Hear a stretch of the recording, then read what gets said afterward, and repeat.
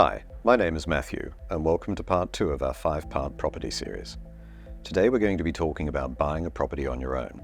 Buying a property is likely to be the biggest financial decision you'll make.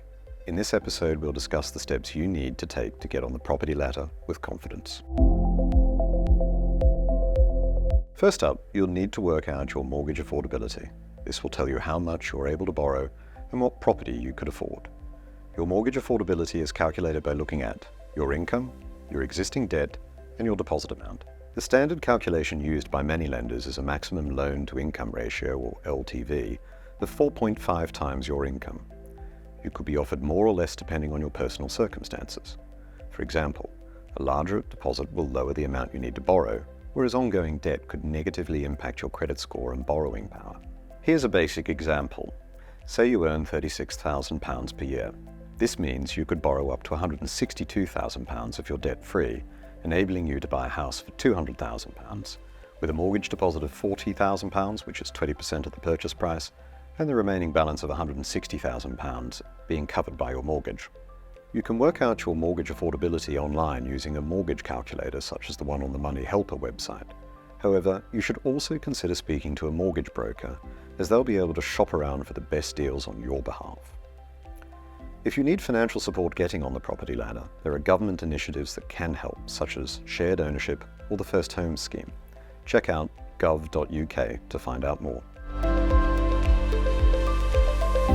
Once you know your affordability and you're ready to start house hunting, it's a good idea to get a mortgage in principle, or MIP. This is an official estimate from the financial institutional bank you're getting the home loan from, outlining how much you can afford to borrow. This isn't a compulsory step and it's not the same as a mortgage offer, but it's a useful document to have when house hunting because it shows you're a serious buyer and that any offer you make is realistic. They typically last for 90 days and are straightforward to renew after that, provided that your circumstances haven't significantly changed.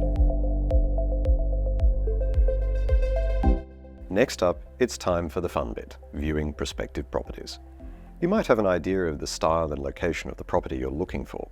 However, when viewing, you'll need to make sure the property is suitable to your budget as well as your lifestyle. For example, an older home might need more maintenance in the near term. You might be prepared to put some work into your property to make it a home. Just keep in mind what finances you'll need to have to achieve this once you've become the homeowner. Getting additional finance to carry out work on a property on top of the initial mortgage isn't a given. Once you've found a property that you love and fits your budget, you can make an offer.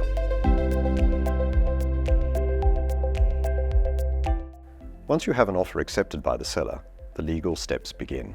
This is when you need to appoint a surveyor and a solicitor. Your surveyor will value the property and check for any problems. Hopefully they'll find nothing wrong, but if they do, you can use their findings to negotiate a lower price. For example, if they highlight a fault that will cost around £5,000 to repair, you could ask the seller to lower the property price by that amount. Meanwhile, your solicitor will handle the legal side. This includes everything from drawing up a draft contract, negotiating terms of the offer, such as what fixtures and fittings will remain in the property, and negotiating key dates. In a nutshell, they'll play an important role in the process from start to finish, ensuring everything is legally sound ahead of the sale. Your mortgage lender will also organise a valuation survey to ensure the property is worth the price you're paying before they approve your mortgage.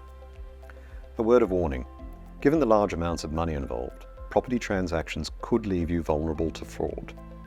Always confirm with your solicitor before transferring large sums of money and contact Action Fraud to find out more.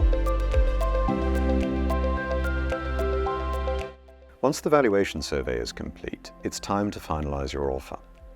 This is essentially confirmation that your mortgage application has been checked and approved.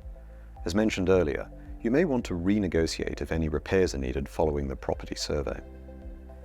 If you decide to use a mortgage broker, they'll finalise your mortgage offer. There's usually a fee for this, known as an arrangement fee. This is typically around 1.5% of the mortgage amount. You can choose to have the cost added onto your mortgage if you don't want to pay it up front, but remember, this will mean paying interest on it. Otherwise, if you go directly to a lender, you'll receive an offer letter from your bank or financial institution within a few days of receiving your property valuation report.